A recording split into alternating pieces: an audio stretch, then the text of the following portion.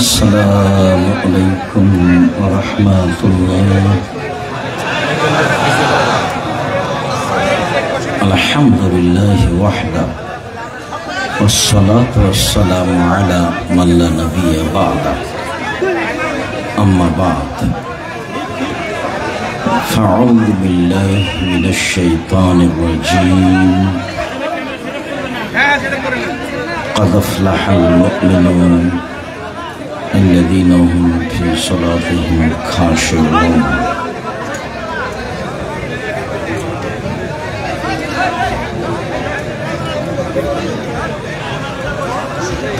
عن أبي هريرة رضي الله تعالى عنه قال قال رسول الله صلى الله عليه وسلم إن الشيطان يعقد على كافية الرأس أحدكم ثلاث عقد ويضرب على كل عقدة ويقول عليك ليل طويل فارقد إلى آخر الحديث رواه البخاري ومسلم. সম্মানিত দিনী ভাই বোন, প্রশংসা আল্লাহর জন্য, শান্তি অবতীর্ণ হোক আল্লাহ রাসূলের উপর সাল্লাল্লাহু আলাইহি ওয়াসাল্লাম। আজকের দিনে বৈঠকে সংক্ষিপ্ত সময়ে বক্তব্যের বিষয় রাতের সালাত। রাতের সালাত নিয়ে আমরা এক গুরুত্বপূর্ণ সংক্ষিপ্ত তথ্যবহুল বিবরণের চেষ্টা করব ইনশাআল্লাহুল আজিজ। যারা আপনারা মানুষকে সহযোগিতা করছেন তারাই চিল্লাচিল্লি করলে হবে। আপনারা যারা মানুষকে বসার জন্য, চুপ থাকার জন্য অনুরোধ করছেন, আপনারা অন্তত মুখ বন্ধ রাখেন। এমন তো কিছু জটিলতা দেখি না। তোমরা যারা এই যন্ত্রপাতি নিয়ে আছো, তোমরা কত সময় লাগে তোমাদের? সম্মানিত দিনী ভাই বোন, মানুষের জীবনে সবচেয়ে জরুরি কাজ, মানুষ হিসেবে এর চেয়ে জরুরি কাজ মানুষের জীবনে নেই। তা হলো 5 ওয়াক্ত ফরজ সালাত, যার সাথে মানুষের কোনো আপোষ নেই। ফরজ বিধান আরো আছে, যেমন হজ, এতে মানুষের সাথে আপোষ আছে। মানুষ বলতে পারে যে এবছর যাচ্ছি না, সামনেবার যাব, ইনশাআল্লাহ সামনেবার যাব, অথচ এটা ফরজ বিধান। তো একটু সুবিধা হলো, তো এবছর হলো না, সামনেবার হবে। যাকাত একটা ফরজ বিধান, 2 মাস আগেই দিয়ে দিতে পারবেন। আচ্ছা ঠিক আছে, হিসাব নিকাশ ঠিক আছে, আমি 1 মাস পরে দেব, দেন। একটু আপোষ হলো। রমজানের সিয়াম, রমজান মাস, আমি এখন অসুস্থ, পরে থাকবো, তো আল্লাহ বলছেন ঠিক আছে, হলো। অথচ ফরজ বিধান। কিন্তু সালাতও ফরজ বিধান, এরকম কোনো সুযোগ নেই, সালাতের সাথে কোনো আপোষ নেই। আপনারা যারা মহিলা পুরুষ, কম বয়সের ছেলে, কম বয়সের মেয়ে, আপনারা এসেছেন, রাস্তাঘাটে আছেন, গল্পে ব্যস্ত আছেন, দোকানপাটে ব্যস্ত আছেন, মানুষকে দিনরাত দেখছি যে হঠাৎ অমুক মারা যাচ্ছে, অমুক মারা যাচ্ছে, জানাজাতে উপস্থিত হচ্ছি, কিন্তু শিক্ষা নিতে পারছি না, অথচ নেওয়া উচিত। আল্লাহ রাসূলকে একদিন জিজ্ঞাসা করা হয়েছিল যে সবচেয়ে বুদ্ধিমান কে, এটাই জিজ্ঞাসা। তো আল্লাহ রাসূল সাল্লাল্লাহু আলাইহি ওয়াসাল্লাম উত্তরে বললেন, আল্লাযী ইয়াযকুরুল মাউতা যে তার মরণকে স্মরণ করতে পারে সেই হলো সবচেয়ে বুদ্ধিমান। তো আমরা তো জানাজায় যাই, কান্নাকাটিও দেখি, কিন্তু মরণকে তো স্মরণ করতে পারি না। আল্লাহ রাসূল আর একটা বলেছেন যে জুরু কবরাকুম, এই ছেলে শরম হয় না কেন তোমার? তুমি ওসব চিল্লাচিল্লি করে কি দেখাতে চাচ্ছ? তোমার একটু শরম বোধ হয় না কেন? যতই কষ্ট হোক তুমি আমাকে দেখতে পাও আর না পাও, কথা শোনো, আমি তো তোমার জন্য এসেছি, আমি তো কোনো স্বার্থ নিয়ে আসি। যে যেখানে আছেন দোকানপাটে লেনদেন বন্ধ করে আপনাদের একটা শরম থাকা দরকার। আজকে জিনিস কিনতে হবে কেন? কই আমরা তো এরকম হাটে বাজারে জিনিস কিনি না, তা তো আছি বেঁচে, হাটে বাজারেই তো যায় না। আমার জীবনে আমি কোনোদিন দোকানেই বসিনি, চায়ের স্টলেই বসিনি, তা আমরা তো বেঁচে আছি। তো আপনারা যে যেখানে আছেন আপোষে কথা বলে পরিবেশ নষ্ট করার চেষ্টা করেন না। সবসময় একটু শরম বোধ করবেন। শরম, লজ্জাবোধ একটা ভিন্ন জিনিস। আল্লাহ রাসূল বলছেন যে ইমানের 17টা ভাগ আছে, তার সবচেয়ে বড় ভাগ হলো লা ইলাহা ইল্লাল্লাহ, এটাই সবচেয়ে বড় ভাগ।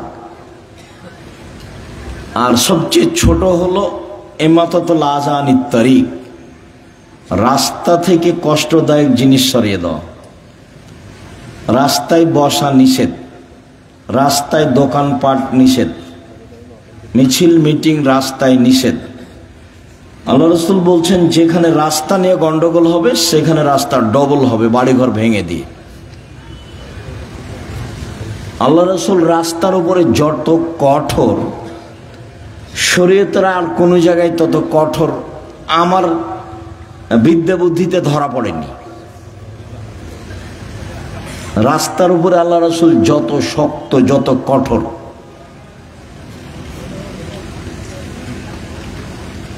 একবার বলছেন যে মানুষের শরীরে যত জোড় আছে এই পরিমাণ তাকে দান করতে হবে। সাহাবীরা বলছেন যে এটা না পারে যদি, তখন আল্লাহ রাসূল বলছেন যে তাহলে এ করতে হবে,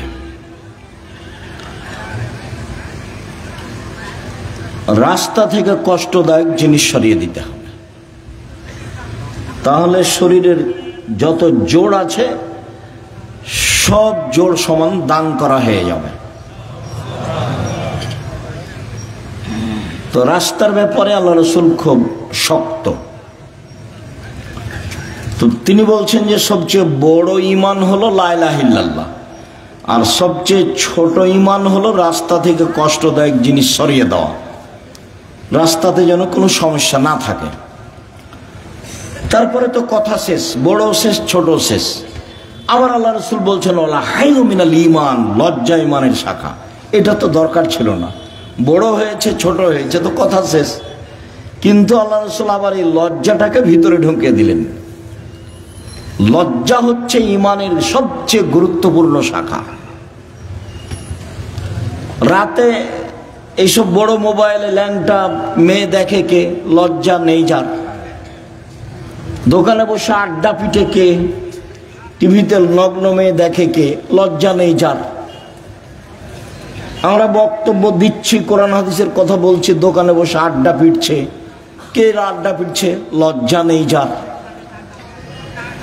আমি কতবার বলছি যে এইসব নিজের খেয়ে পরের ধন না ধরে অমুকের চরিত্র ফুলের মতো পবিত্র, এইসব নোংরামি করে বেড়াও রাস্তাঘাটে, দলাদলি করে দাঙ্গাবাজি করে আর একজনকে জেল হাজতে দাও। মানুষের তো অবস্থা দেখলেই মানুষ কেমন চরিত্রহীন, মানুষ মানুষের উপরে কি জুলুম করতে পারে।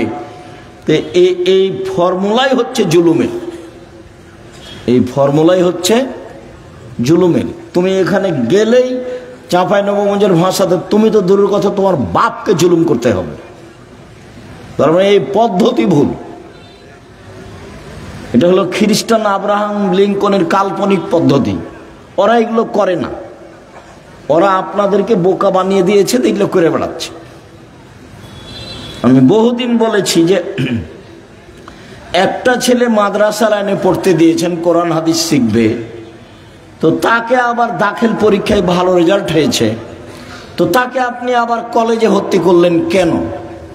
কে খালা বলেছে ভালো রেজাল্ট হয়েছে? তাকে ছেলেটাকে কলেজে ভর্তি না করে কোথায় পড়াচ্ছে? একটা ইঞ্জিনিয়ার হতো, একটা ডাক্তার হতো। খালা এই কথা বলে, মামি এই কথা বলে, চাচা এই কথা বলে, চাচি এই কথা বলে, সবাই এই কথা বলে, তখন ছেলেটাকে স্কুলে দিয়েছে, ডাক্তারি লাইনে পড়ছে। তো যেই ছেলেটা প্রথম থেকেই স্কুলে আছে, বাপে বলছে ভালো মেধা, তো পঞ্চম শ্রেণী থেকে 2-3 জন প্রাইভেট মাস্টার রেখেছে, দশমে গিয়ে 4 জন প্রাইভেট মাস্টার রেখেছে। ইন্টার পাস করেছে যখন, তখন বিশ্ববিদ্যালয়ে ভর্তি হওয়ার জন্য সাবজেক্ট প্রতি একটা রেখেছে শিক্ষক। তারপরে বিশ্ববিদ্যালয়ে ভর্তি হয়েছে, তারপরে পড়াশোনার জন্য বাহিরে গেছে, পড়াশোনা করে বাহির থেকে এসেছে, তাই হলো ইঞ্জিনিয়ার। তো খালি চুরি করে,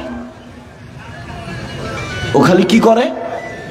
চুরি করে। যেখানে হিসাব নিকাশ লাগায় রাস্তাঘাটে, সেখানে টাকা কিভাবে মারা যাবে সেটাই তার মাথায় আছে। আর লোকে বলছে বড় ডাক্তার। তো যখনই কোনো প্রেসক্রিপশন লেখে কোনো রোগীর, তখন ওই কোম্পানির লিখে যে কোম্পানি তাকে টাকা দিয়েছে। প্রতারক, ধোঁকাবাজ। বহির্বিশ্বে গিয়ে যে ভালো পদে পড়াশোনা করেছে তাকে টয়লেটের সুপার বানিয়েছে বহির্বিশ্বে। ওকে তো বড় চাকরি দিবে না, 200-400 লেবারের দায়িত্ব দিয়েছে, মাসিক বেতন 3 লাখ টাকা। তো এও মনে করলো যে বিদেশে 3 লাখ টাকা বেতন পাই, সুপারের দায়িত্বশীল, সুইপারের দায়িত্বশীল হলে কি হবে? তাই ফলাফল হলো এই। তাহলে বাপে 4 থেকে নিয়ে চিন্তা ভাবনা করেছে বড় ডাক্তার করব, ফলাফল হলো প্রতারক। বাপে বলছে বড় ইঞ্জিনিয়ার বানাবো, ফলাফল হলো চোর। আর মেধা ভালো তাই বিদেশে কিছু করে, তাই হলো যারা সুইপার তাদের লিডার। 50 বছর বাগমারা থানাকে চ্যালেঞ্জ করলাম, 50 বছর বিগত, দেখি কার ছেলে বড় ইঞ্জিনিয়ার কি করেছে জাতির। আগামীকালকে আমার সাথে কথা বলবেন, বিগত 50 বছর থাকলো চ্যালেঞ্জ, 50 বছর বিগত। আপনি বলবেন আমার ছেলে পড়াশোনা করে দেশের এই করেছে, জাতির এই করেছে, জাতির এই করেছে, সব সময় জাতির কল্যাণের জন্য প্রস্তুত আছে, এটা দেখাবেন। তো এই ছেলেটাকে কোরআন হাদিস শিখতে দিয়েছিলেন, তাকে আবার ওখানে দিলেন কেন? এ কি করবে? যাকে সব সময় প্রাইভেটে রেখেছেন সেটাই হলো না, তারই ফলাফল এই। আপনাকে আমি বহুদিন শুনিয়েছি বাগমারার মাটিতে। আপনার ছেলেকে তো আমি খুব ভালোভাবে চিনি। ওই যে সেদিন এসেছিল, প্যান্টটা টাকনোর নিচে ছিল, দাড়ি চাঁচা ছিল, সিগারেট হাতে ছিল, গলায় টাই ছিল, গাড়ি থেকে নামলো, বৌমা একটু পরে নামলো, হালকা হালকা গায়ে কাপড় আছে, নাতনি একটু পরে নামলো, গায়ে কোনো কাপড়ই নাই, গাড়ির পিছন দিকে কুকুর আছে। এই তো আপনার পড়াশোনার ফলাফল। আমি 35 বছর থেকে মাঠে আছি, 90 সাল থেকে এখন পর্যন্ত এদেশের কোনো মানুষ আমাকে ওই ঘরে ঢোকাতে পারেনি যে ঘরে ছবি মূর্তি আছে। আর আমি তো করোনার 5 পয়সা দাম দিইনি। যারা করোনার ওষুধ বের করেছে তারা একদিনও করোনা দেয় না, টিকিট দেয় না ওরা। ও তো আপনাকে বিকলাঙ্গ করার কৌশল। আপনার ছেলে মেয়ে হলে অ্যাডনর্মাল হবে, ওটা তো আসলে ও আপনার ফিলিস্তিনের মানুষ মারে, ও আবার আপনার কল্যাণ চাই। মাথায় কি গোবর আছে? ও আপনার কল্যাণ চাইবে কিভাবে? এটা আপনি কি দিয়ে বুঝলেন? সে আপনার জানের শত্রু, সে আপনার মানের শত্রু, সে আপনার টাকা পয়সার শত্রু, সে আপনার সবকিছুর শত্রু। সে আপনাকে ঔষধ দিয়ে ভালো করে রাখবে, জীবনে কোনোদিন যেন আপনার এই হয় না, সেই হয় না, হেপাটাইটিস হয় না, কি হয় না। এ তো পাগল বানিয়েছে আপনাকে। তাই সব স্কুলের ছেলেকে, স্কুলের মেয়েকে টিকে দিতে হবে, পালাক্রমে এসেছে। কত বুঝাইছে ভালো করে। এটা নিতে হবে, সেটা নিতে হবে, এটা ভালো সেটা ভালো। বলে কত টাকা বেতন পান আপনি, এত আপনি বলছেন কেন? বল হিসাব। সম্মানিত দিনী ভাই বোন, মরণকে স্মরণ করতে পারে যে সে হলো হুঁশিয়ার মানুষ। আল্লাহ রাসূল বললেন যে কবর জিয়ারত করো, তাহলে মরণ স্মরণ হবে। মাঝে মধ্যে কবরের পাশে যেতে হবে, বাপের, মায়ের, আত্মীয় স্বজনের কবরের পাশে গিয়ে হাত তুলে দোয়া করতে হবে এবং ভাবতে হবে আমিও এই কবরের সদস্য। আল্লাহ রাসূল বলছেন কুন ফি দুনিয়া কান্নাকা গরীব, তুমি দুনিয়াতে থাকো তুমি যেন অপরিচিত, তোমাকে কেউ চিনে না। অত বেশি চিনলে তোমার অহংকার আসতে পারে। আবের সাবেলিন, অথবা তুমি পথিক, রাস্তায় যেতে যেতে গাছের নিচে বসেছো, একটু ক্লান্ত সেই জন্য, তারপরে তুমি হাঁটতে লাগবে, এই হলো দুনিয়া। অন্যথায় তুমি নিজেকে ভাবো আমি কবরের একজন সদস্য। হাদিস বুখারী মুসলিম। এভাবে মুহাম্মদ সাল্লাল্লাহু আলাইহি ওয়াসাল্লাম বলেন। তো নিজেকে একজন কবরের সদস্য ভেবে যে কয়েকদিন বেঁচে থাকি, মারামারি বাদ দিয়ে, হইচই বাদ দিয়ে, নিজে উপার্জন করে নিজে খাই। বহুদিন বলেছি 4টা জিনিস: 5 ওয়াক্ত সালাত, কোরআন তেলাওয়াত, হালাল রুজি, আড্ডা না পিটা, জান্নাত হবে ইনশাল্লাহ। আড্ডা পিটা চিরদিনের জন্য হারাম।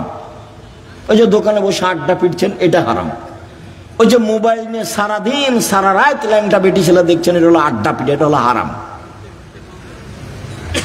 ওইদিকে তোমার মা দেখে, এদিকে তোমার বাপ দেখে, ওই ঘরে তুমি দেখো, ওই ঘরে তোমার বোন দেখে, তাহলে পুরো বাড়িটা জেনায় সয়লাভ বন্যা। তাহলে চরিত্র কোথায় আছে? এই আবার মোবাইলও ওদেরই, সব ফাংশন তাদের, ওরা বলে বন্ধু। সুদের যত পথ আছে, দুঃখিত সম্মানিত দিনী ভাই বোন, যে যেখানে আছেন অল্প সময় কথা বলি, আপনার সাথে কিছু গুরুত্বপূর্ণ কথা বলতে এসেছি। মানুষের জীবনে সবচেয়ে জরুরি কাজ 5 ওয়াক্ত সালাত। মানুষের জীবনে জরুরি হিসাবে এর চেয়ে জরুরি কোনো কাজ নেই।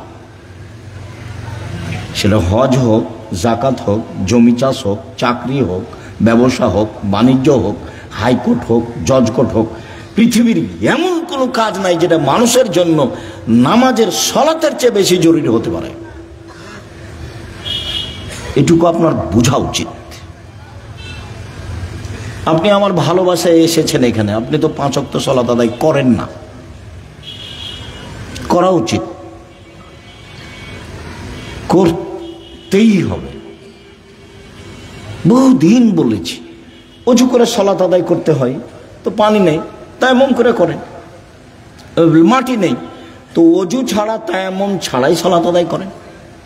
কেবলার দিকে মুখ করে সালাত আদায় করতে হয়, কেবলা বোঝা যায় না, কেবলা ছাড়াই করেন। দাঁড়িয়ে সালাত আদায় করতে হয়, দাঁড়িয়ে থাকা যায় না, বসে করেন। বসে থাকা যায় না, তো শুয়ে শুয়ে পড়েন। পরিষ্কার কাপড় পরে সালাত আদায় করতে হয়, পরিষ্কার নেই, যাতে পেশাব পায়খানা লেগে আছে সেটা পরেই পড়েন। পরিষ্কার অপরিষ্কার কোনো কাপড়ই নেই, উলঙ্গ অবস্থায় আছি, তো উলঙ্গ অবস্থাতেই পড়েন। গাড়িতে উঠে আছেন, শিকল ধরে আছেন, ঠেল মানে না গাড়িতে, দাঁড়ানো অবস্থায় আছেন, এই অবস্থায় সালাত আদায় করতে হয়। যুদ্ধের সালাতগুলো এসেছে যে একটা নিয়ম এসেছে যে একদল শত্রুর মোকাবেলা আছে আর একদল এখানে সালাত আদায় করছে। 1 রেখাত এরা, 1 রেখাত ওরা, রাসূলের 2 রেখাত, তারপর ওরা নিজে নিজে 1 রেখাত পড়ে শেষ করলো। আর একটা এসেছে শত্রুর মুখে দাঁড়িয়ে আছে, এভাবেই সালাত আদায় করছে, শত্রুর মুখের উপর আছে, এভাবেই সালাত আদায় করছে। তো রাসূল সাল্লাল্লাহু আলাইহি ওয়াসাল্লাম সালাতের উপরে এত সোচ্চার ছিলেন, যেই সালাত আমার আর আপনার ছেলে মেয়ের কোনো হিসাবে নেই। খাচ্ছে, পেশাব করছে, পায়খানা করছে, দিন কাটছে পশু প্রাণীর মতো, গরু ছাগলের মতো। আর দল করার ব্যাপারে ঠিকই আছে, আর মানুষের বদনাম আর গীবত করার ব্যাপারে, বিরোধিতা করার ব্যাপারে, শত্রুতা করার ব্যাপারে ঠিকই আছে। কত সুন্দর করে ছবি দিয়ে রাস্তাঘাটে তুলে রেখেছে, কি যে দেখাইতে চাচ্ছে। মানুষের ক্ষতি করে বেশি দিন বেঁচে লাভ নাই। আমার জীবনে আমি দুটা কাজ খুব চেষ্টা করি জীবন বাজি রেখে টিকে থাকা, খুবই কঠিন। তার একটা হলো, আমি আমার জীবনে মানুষের কোনোদিন প্রতিশোধ নিব না ইনশাআল্লাহ। সে যা পারে করুক, যা পারে বলুক। পারিবারিক ভাবে হোক, জমি জায়গার ব্যাপারে হোক, সামাজিক ভাবে হোক, দল সংগঠন ভাবে হোক, মানুষের কোনোদিন প্রতিশোধ নিব না। আর মানুষের পিছে পড়বো না, বদনাম করবো না। আমাকে ধুইয়া ছেড়ে দেখ না কেন, ও নিয়ে আমি মাথা ঘামাই না। বলেছে বলেছে, হ্যাঁ আমাকে এভাবে বলবে মানে এরকম আমার মাথায় কাজ করে না। বরং আপনাকে আমি কতদিন বললাম, কেউ যখন গালি দেয় তখন আবার বন্ধ করলে আমি আবার পাল্টা রিং দিয়ে বলি যে ভাইজান গালি কি আরো বাকি ছিল, হয়তো বা মোবাইলে টাকা শেষ হয়ে গেছে নাকি, গালি দিয়ে নেন। প্রতিশোধ নিয়ে লাভ নাই, ওর পিছনে পড়ে লাভ নাই। আমার আব্বা বলতেন যে ছেলে মেয়ে দুনিয়াতে এসেছে ভাগ্য ছেড়ে এসেছে, তাই তাদের চিন্তা করতে হবে। আমি এখন বলি আব্দুল্লাহ, আব্দুর রহমান, আব্দুর রহিমের চিন্তা করতে পারে কি ভাগ্য ছেড়ে এসেছে? ওরা ভাগ্য নিয়ে আসেনি, ওদের তাকদিরে কিছু লেখা আছে তো নাকি? যেদিন আল্লাহ মানুষ সৃষ্টি করেছেন সেদিন চারটা জিনিস লিখেছেন, হায়াতাহা ও মাউতাহা ও রিজকাহা ও মাসায়েবাহা। তার মরণ, তার জীবন, তার রুজি, তার অসুখ বেসুখ। করোনা লেখা থাকলে হবেই। চারটা লেখা আছে, এক মরণ, দুই জীবন, তিন রুজি, চার রোগ ব্যাধি। আমি এই কথা বলিনি, এই কথা মুহাম্মদ সাল্লাল্লাহু আলাইহি সাল্লাম বলেছে। এটা আমার ব্যক্তিগত কোনো স্বাধীনতা নাই এখানে, এটাকে আমি বিশ্বাস করি এবং খুব শক্তভাবে বিশ্বাস করি। ঢাকাতে এক লোক করোনা হয়েছে, তো আমি দেখবো আর গায়ে হাতে একটু দোয়া করব। তো আর ছেলে মেয়ে সবাই আছে, খালি আমাকে অনুরোধ করছে যে ওস্তাদজি আপনি ভিতরে আসেন না, ওস্তাদজি আপনি ভিতরে আসেন না, আপনি আমার আব্বার জন্য বাহির থেকে দূর করেন, দোয়া করেন। বলছি আমি তো আমার অন্তর তো ধাক্কা খাই না যে তোমার বাপের গায়ে হাত লাগালে আমাকে করোনা ধরবে। ধরেও যদি, তা আমি বলবো না যে এই কারণে ধরেছে, আমি বলবো ওই যে লেখা ছিল সেই জন্য ধরেছে। না, আমি এত তাড়াতাড়ি পরিবর্তন হতে চাই না, মাস্ক দিয়ে ভাগ্য বাড়াতে রাজি নয়, এটা করতে রাজি নয়। শুনুন,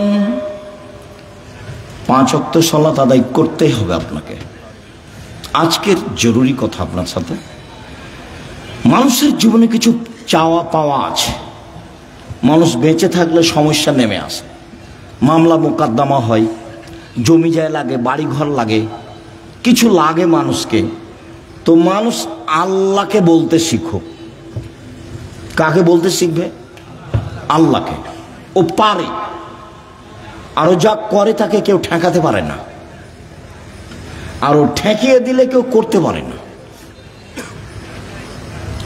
আমার কাছে যে কত প্রমাণ আছে, মাঝে মধ্যে বলি না, 2013 সালের 24শে আগস্ট রোজ মঙ্গলবার সকাল 11টার সময় হাঁটাবো, বীর হাঁটাবো, রূপগঞ্জ, নারায়ণগঞ্জ, ঢাকায় বলেছিলাম আমার হাতে টাকা নাই, এ কথা সত্য। এখানে প্রতিষ্ঠান গড়বে, এ কথা সত্য। ইনশাল্লাহ গড়বেই গড়বে। প্রতিষ্ঠানটা প্রায় এখন 100 বিঘা জমির উপরে, 100 বিঘা। 2016 সালের 17 ফেব্রুয়ারি রোজ বুধবার বিকাল 4টা 4:30টার সময় বলেছিলাম এই ডাঙ্গিপাড়ায়। সেই প্রতিষ্ঠান এখন প্রায় 50 বিঘার উপরে অবস্থান করে, 50 বিঘা। এবছরের জানুয়ারিতে ছাত্র ছিল 2200, প্রায় 5000 ছেলে মেয়ে পড়াশোনা করে, 300 জন শিক্ষক শিক্ষিকা, প্রতি মাসে বেতন লাগে 40 লক্ষ। অথচ আমি নিজেকে মনে করছি আমি হলাম কচুর পাতার পানি। কচুর পাতার পানি বুঝেন না? একটু বাতাস আসলে কেমন হয়, এই পড়লো, এই পড়লো, এই পড়লো। মানে আমি ভিত্তি দিয়ে, বংশ দিয়ে, নিজের ব্যবসা দিয়ে, ক্ষমতা দিয়ে জামিয়া সালাফিয়া চালাই না। চলে কিভাবে আমি নিজেই বুঝতে পারি না, তা আমার আবার ক্ষমতা কি? সম্মানিত দিনী ভাই বোন, 6-7 নভেম্বরে আছে, একদিনের ভালোবাসা গড়াইন না, নইলে আমি তো তখন আর আসতে চাইব না। মাঝে মধ্যে যাবেন, ভালোবাসা গড়াবেন, পত্রিকা নেবেন। আপনার টাকা দিয়ে এতগুলো পত্রিকা ছাপে, কত জানো? প্রায় 16,000 পত্রিকা ছাপে, আল ইতেসাম পত্রিকা। তা আপনি মনে করেন না যে আমার টাকা দিয়ে ছাপাই, আপনার টাকা দিয়েই ছাপাই। তাহলে আব্দুল রাজ্জাক সাহেব কই, আমার বাঘ মারা বাড়ি, আমি তো কোনোদিন টাকা দিইনি। তা আপনি দেননি, কেউ দেয় না, এটা হয় কিভাবে? প্রায় 500-র অধিক এতিম এবং অসহায় মানুষ আছে, তাদের রুজি হয় কিভাবে? কেউ দেয়, নাহলে কিভাবে হয়? ওখানে কি মারিয়ামের মতো আল্লাহ দিয়ে যায়, জিবরাইল দিয়ে? মারিয়ামের খালু জাকারিয়া বলছে, মারিয়াম এ কি ফল, অসময়ের ফল যে শীতের দিনে রাজশাহীর ফজলি আম, ফজলি আম ছিল না, এমনি বলছি শীতের দিনে অসময়ের ফল।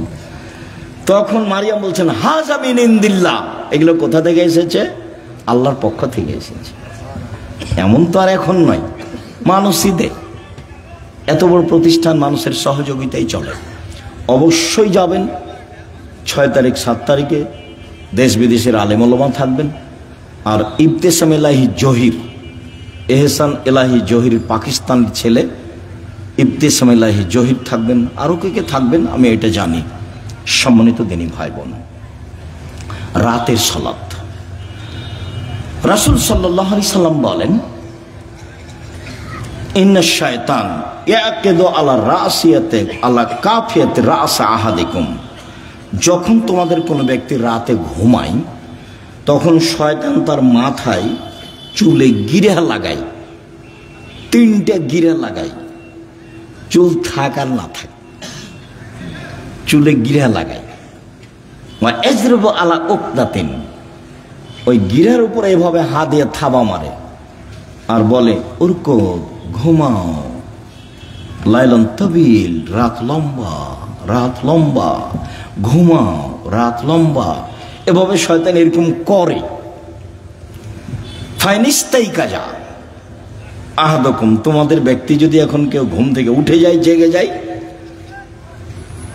যাকার আল্লাহ, তারপর বলে আলহামদুলিল্লাহিল্লাযী আহয়ানা বাদা মা মাতানা ওয়া ইলাইহিন নুশুর, ওই আল্লাহর প্রশংসা যে আল্লাহ আমাকে মরণ দেওয়ার পরে জীবন দিল।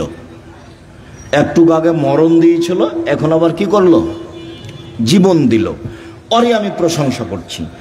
এইটুকু বললেই একটা গিরা খুলে যাবে। শয়তান যত বড়ই পাওয়ারফুল ক্ষমতার অধিকারী হোক না কেন, আমি দোয়া পড়েছি, ঘুম থেকে উঠে গিরা খুলে যাব।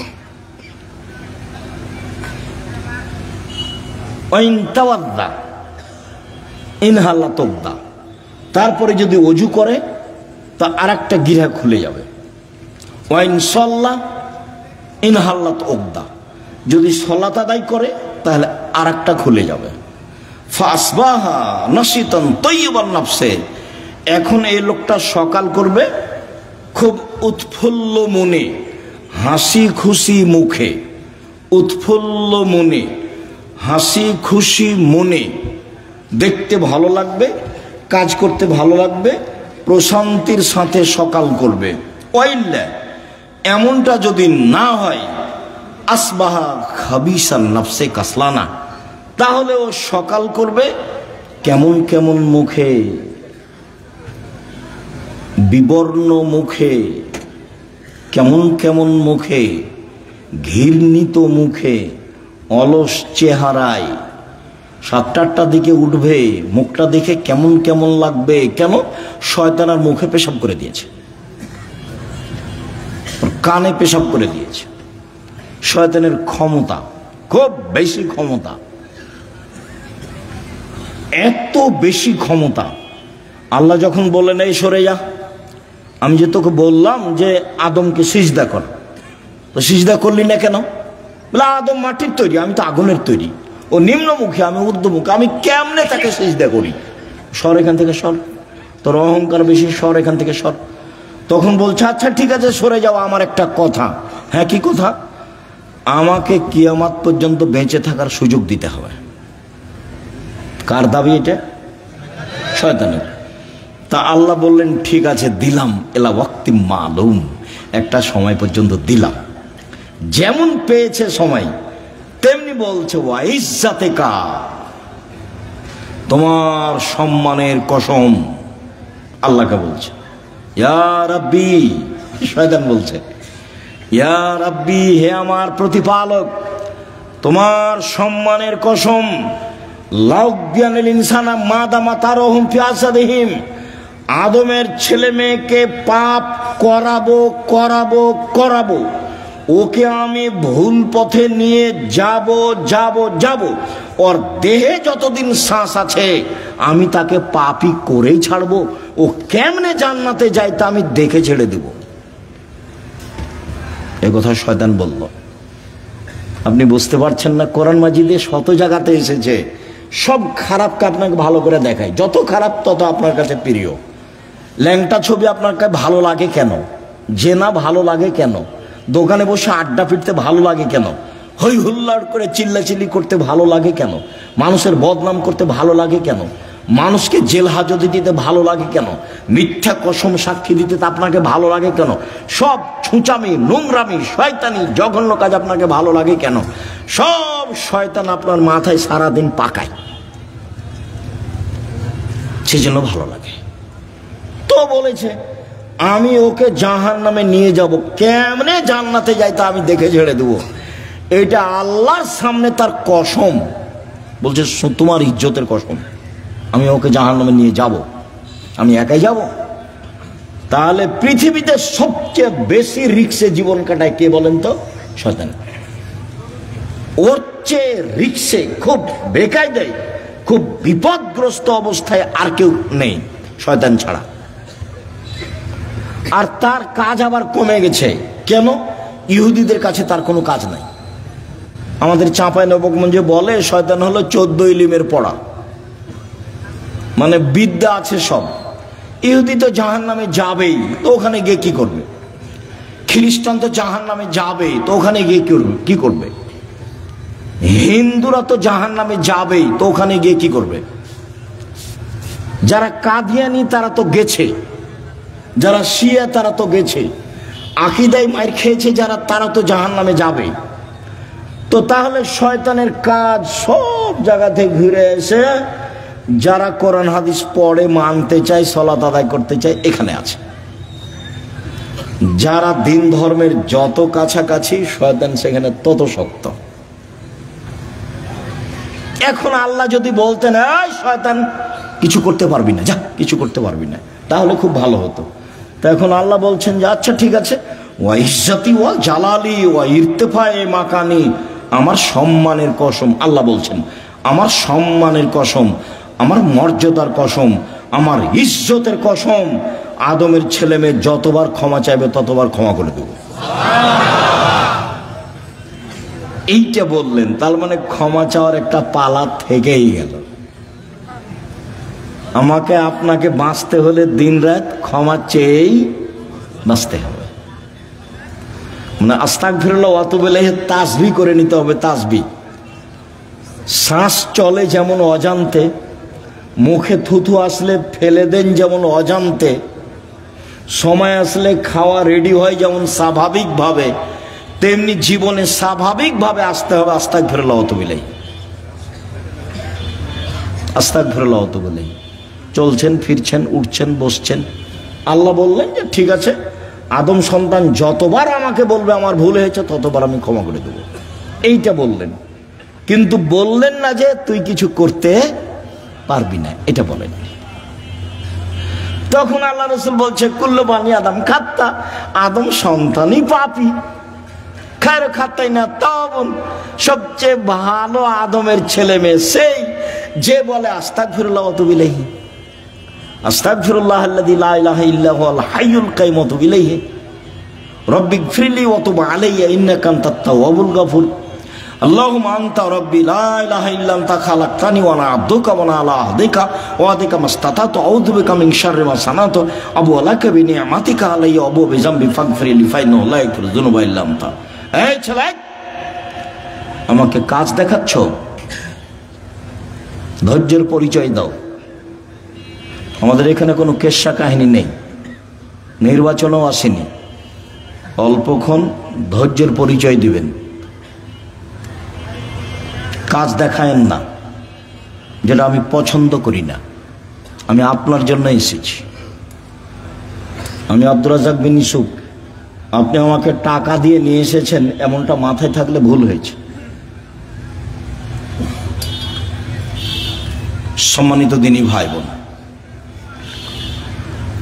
যদি রাতে না উঠে তাহলে শয়তান তার মুখে কানে পেশাব করে। আয়েশা রাদিয়াল্লাহু তাআলা আনহা বলেন, কানান নবী সাল্লাল্লাহু আলাইহি সাল্লাম ইসাল্লি ফিমা বাইনা ইয়াফরগা মিন সালাতিল ইশা ইলাল ফজর 11 রাকা ওয়া ইসাল্লামু মিন কুল্লি রাকাতাইন ওয়া ইউতির বিওয়াহিদাতিন। এশার পর থেকে নিয়ে ফজর পর্যন্ত সময়ে আল্লাহর নবী 11 রাকাত রাতের সালাত আদায় করতেন। 11 রাকাত। কখন থেকে কখন? এশার থেকে নিয়ে ফজর পর্যন্ত।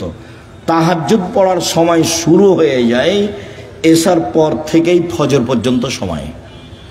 হ্যাঁ, রাত 3 ভাগের 2 ভাগ পার হওয়ার পরে মানুষ পড়ুক, এটা সবচেয়ে উত্তম। কিন্তু সময় শুরু হয়ে যায় কখন থেকে? এশার পর থেকে না ফজর আযান পর্যন্ত। আল্লাহর নবী 2 রাকাতের পরে সালাম ফিরতেন, 2 রাকাত পড়ে সালাম ফিরতেন, 2 রাকাত পড়ে সালাম ফিরতেন। 1 রাকাত বিতির পড়তেন। 1 রাকাতের হাদিস অনেক বেশি। আপনার জন্য বইটা লিখেছিলাম, রাসূল সাল্লাল্লাহু আলাইহি ওয়াসাল্লামের সালাত বনাম প্রচলিত সালাত। আপনি নিয়ে পড়েন কিনা সেটা আমি জানি না। কৃপণতা দেখায়েন না, ফল ভালো হবে না। 16,000 পত্রিকা ছাপানো হয়, ওটা নয়, ওখানে টাকসাল নাই, ওখানে সব কিছু মেশিন দেওয়া হয় না। মানুষ আছে, কর্মচারী আছে, টাকা খরচ করেন আপনি। অতএব আপনি পড়বেন। 50টা প্রশ্নের উত্তর আছে। আমি পরিশ্রম করি আপনার জন্য দিন রাত। আলেম ওলামা আছে, প্রেস আছে, টাকা পয়সা খরচ হয়। এমনি অনেক বই আছে, তার মধ্যে আল ইতিসাম পত্রিকা, জামিয়া সালাফের মুখপাত্র পত্রিকা। 20, 25, 30 টাকা আপনার কাছে ভারী হোক, এটা আমি চাই না, এটা আমি কামনা করিনি। আমি মনে করছি বই কিনবেন, পড়বেন, বন্ধু বান্ধব, আত্মীয় স্বজন, খালা ফুফু সবকে দিবেন। যারা আছে আত্মীয় স্বজন তাদেরকে দিবেন। যে আব্দুর রাজ্জাক সাহেব সালাতের পর বইটা লিখেছেন, দেখেন তো, 1 রাকাত বেতের, 3 রাকাতের হাদিস বুখারী মুসলিম, 5 রাকাতের হাদিস বুখারী মুসলিম, সব একটানা। 3 রাকাত একটানা, 5 রাকাত একটানা। বিকল্প কি সেটা আপনাকে আমি বলতে চাইনি। আমি আপনাকে বলতে চাইছি বুখারী মুসলিমের হাদিস এইভাবে। বুঝাতে পারিনি মনে হয়। সম্মানিত দিনী ভাই বোন, উমামা বাহিলি রাদিয়াল্লাহু তাআলা আনহু বলেন, রাসূল সাল্লাল্লাহু আলাইহি সাল্লাম বলেছেন, আলাইকুম বিকিয়ামিল লাইল, পৃথিবীর মানুষ তোমাদের রাতে সালাত আদায় করা জরুরি। আল্লাহ নবী বলছেন, আমি বলিনি এই কথা। পৃথিবীর মানুষ, মহিলা পুরুষ, তোমাদের রাতে সালাত আদায় করা জরুরি। কেন? হুয়া কুরবাতুন লাকুম ইলা রাব্বিকুম, রাতে সালাত আদায় করলে তোমরা তোমাদের প্রতিপালকের নিকটে হতে পারো। রাতে সালাত আদায় করলে তোমরা তোমাদের প্রতিপালকের নিকটে হতে পারো। 2, মুকাফফিরাতুন লিসায়াত, রাতে সালাত আদায় করলে পাপ মিটে যায়। 3, মানহাতুন আনিল ইসম, রাতে সালাত আদায় করলে আপনার থেকে পাপ দূরে সরে যায়। যারা খুব চেষ্টা করছে পাপ ঠেকাতে পারছে না, আব্দুর রাজ্জাক বিন ইউসুফের বক্তব্য শুনে কতবার যে কান ধরে কসম করলো আর কোনোদিন কোনো মেয়ের সাথে কথা বলবো না, কিন্তু টিকতে পারে না। 2 মাস 4 মাস পরে কথা বলে। বিড়ি সিগারেট খাবো না, তো 2 দিন 4 দিন পরে আবার শুরু করে। দোকানে বসে আড্ডা পিটবো না, সপ্তাহ পার হয়নি, পরের দিন দেখছে দোকানের সামনে বসে আছে। তাহলে বুদ্ধি কি? বহু ছেলে, বহু লোক বলে আমাকে, আব্দুর রাজ্জাক সাহেব টিকতে পারি না, কোনো পথ আছে? ভাইজান, আমি তো আর কোনো জাদু মন্ত্র দিতে পারছি না, পথ এটাই। তাহলে রাতে উঠে 2 রাকাত সালাত আদায় করে আল্লাহকে বলেন। যদি মনে করেন যে এখনই বন্ধ করে, তাহলে এভাবে উঠাবেন। আর যদি বলো বন্ধ করেন, তাহলে এভাবে উঠাবেন। চাপ দিয়ে বলতে হবে, বন্ধ করতেই হবে। বন্ধ করবো না মানে করতেই হবে। তুমি তো পারো, তুমি তো এমন সত্তা নও যে পারবা না, তবু আমি বলছি। তার নাম হলো আজিজ, ওর নাম পরাক্রমশালী। ওর নাম কি? আজিজ, পরাক্রমশালী। তাকে কেউ ঠেকাতে পারে না। কাদির, সবকিছু করতে পারে। তো সবই যে পারো, আমি বলছি আমি একটা মানুষ, আমি পাপ করতে চাই না। তুমি বন্ধ করবা না কেন? তুমি শক্তি দিয়ে বন্ধ করে দাও। আপনি খুব চাপ দিয়ে বলবেন, হাত তুলে বলবেন, খুব বিনয়ের সাথে কান্নাকাটি করে চাপ দিবেন, বন্ধ হবে ইনশাআল্লাহ, হবেই। রাতে সালাত আদায় করলে 3টে।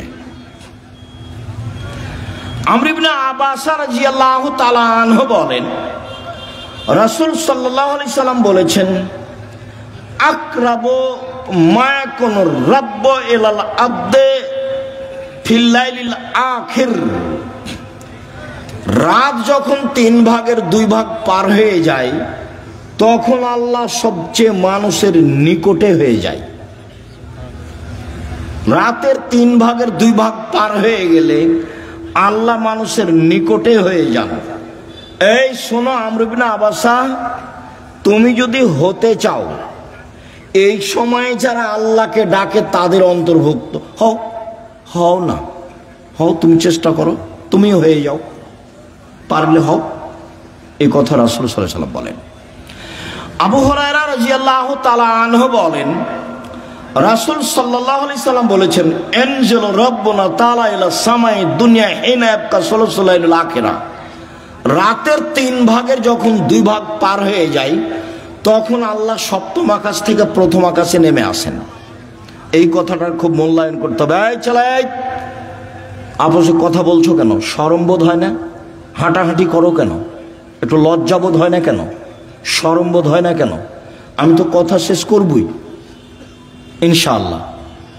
তা আপনার এত ব্যস্ততা বাড়লো কেন? আপনি একটু ধৈর্যের পরিচয় দিবেন। রাতের 3 ভাগের 2 ভাগ পার হলে আল্লাহ সপ্তম আকাশ থেকে প্রথম আকাশে নেমে আসেন। নেমে এসে বলেন, মায়াসুলনি ফাউতিয়াহু, কে কি চায়, যে যা চায় আমি তাকে তাই দিলাম। মায়াদুনি ফাস্তাজিবালাহু, কে আমাকে ডাকে বিপদে পড়ে আমি তার ডাকে সাড়া দিলাম। কি বলতে চাও? এলে বিপদে পড়েছি, ঠিক আছে, ঠিক করে দিলাম। কে ডাকে? 3 মাইয়াস্তাগফিরনি ফাগফিরাল্লাহু, কে আমার কাছে ক্ষমা ভিক্ষা চায়, যে চাই তাকে আমি ক্ষমা করে দেব, যে চাই তাকে আমি ক্ষমা করে দেব। অন্য জায়গাতে বলছেন আল্লাহ তাআলা হাদিসে কুদসি, ইবনা আদম মা দাওয়াতানি রাজাওতানি, আদমের ছেলে মেয়ে শোনো, তুমি যেভাবে ডাকো আমি সেভাবে থাকি, তুমি যেভাবে আশা পোষণ করো সেভাবে আমি পূর্ণ করে থাকি। আদমের ছেলে মেয়ে শোনো, তুমি যেভাবে ডাকো আমি সেভাবে থাকি, তুমি যেভাবে আশা পোষণ করো সেভাবে আমি পূর্ণ করে থাকি। ওলা উবালি, আমি পরোয়া করি না তুমি কত বড় পাপী, তোমার ক্ষমা চাইলে আমি ক্ষমা করে দিই, আমি পরোয়া করি না তুমি কত বড় পাপী, তুমি যেভাবে ডাকো আমি সেভাবে থাকি, তুমি যেভাবে আশা পোষণ করো সেভাবে আমি পূর্ণ করে থাকি। লাউ বালাগাত জনবকানানা সেমায়, আদমের ছেলে মেয়ে শোনো, তোমার পাপ যদি বেশি হতে হতে হতে আকাশে লেগে যায়, পাপ আর পাপ, আকাশ জমিন পরিপূর্ণ পাপ, জীবনটা শুধু পাপে ভরা। 15-16 বছর থেকে পাপ শুরু হয়েছে, এখন 40 বছর বয়স, শুধু পাপ, জেনা দিয়ে ভরা জীবন, অশ্লীলতা দিয়ে ভরা জীবন, মানুষের বিরুদ্ধে চলা দিয়ে, বদনাম গীবত দিয়ে ভরা জীবন। তোমার পাপ বেশি হতে হতে যদি আকাশ পরিপূর্ণ হয়ে যায়, আমাকে বলো, আমি তোমার পাপ ক্ষমা করে দেব। যেভাবে তুমি ডাকো আমি সেভাবে থাকি, তুমি যেভাবে আশা পোষণ করো সেভাবে আমি পূর্ণ করে থাকি, তুমি যেভাবে ডাকো আমি সেভাবে থাকি, তুমি যেভাবে আশা পোষণ করো সেভাবে আমি পূর্ণ করে থাকি। বিচারের মাঠে সব মানুষের সামনে আল্লাহ আসবেন, সব মানুষের সামনে, পুরুষ নারী। সব মানুষের সামনে এসে আল্লাহ বলবেন, আদমের ছেলে মেয়ে শোনো, আজ তুমি যে পরিমাণ পাপ নিয়ে এসেছো আমি সেই পরিমাণ ক্ষমা নিয়ে এসেছি। তোমার যে পরিমাণ পাপ আমার সেই পরিমাণ ক্ষমা, তোমার যে পরিমাণ পাপ আমার সেই পরিমাণ ক্ষমা, তোমার যে পরিমাণ পাপ আমার সেই পরিমাণ ক্ষমা, যদি শিরক না হয়ে থাকে। তো বাংলাদেশের ছেলে মেয়ে তো আল্লাহর রাস্তায় শিরক করছে, স্কুলে গিয়ে তো সুন্দর করে বলছে ওমা তোমার আকাশ, ওমা তোমার বাতাস। আমি বলি না, আমার ছেলে মেয়েকে বলতে দিনি। এখনো এমন কোনো পরিস্থিতি আমার উপরে আসেনি যে আমি বলতে বাধ্য। মায়ের দুধ ছেড়ে গিয়ে বলবে ও কালিমা তোমার আকাশ, এত বড় নোংরা কথা আমার ছেলে মেয়ে বলবে, এখনো এই পরিবেশ আমার কাছে আসেনি। যার কাছে বিদ্যা নাই, যার কাছে বুদ্ধি নাই, তার ছেলে মেয়ে করুক। আপনি কেমন বুদ্ধিমান মানুষ তা আমার কাছে ধরা পড়েনি। আপনার কাছে কি বিদ্যা আছে এটা আমার কাছে ধরা পড়েনি। সবচেয়ে বদের গোড়া হলো আপনার ওই ঠাকুর।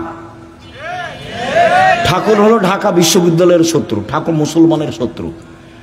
যেদিন ভারত, বাংলাদেশ, পাকিস্তানের মুসলমান ইংরেজদের হাতে নির্যাতিত, সেদিন ঠাকুর ক্ষমতা দেখাই মান সম্মানে বসবাস করে লন্ডনে। সেই ঠাকুরের গান আমার ছেলে মেয়ে পড়ে, পাগল হয়ে গেছি।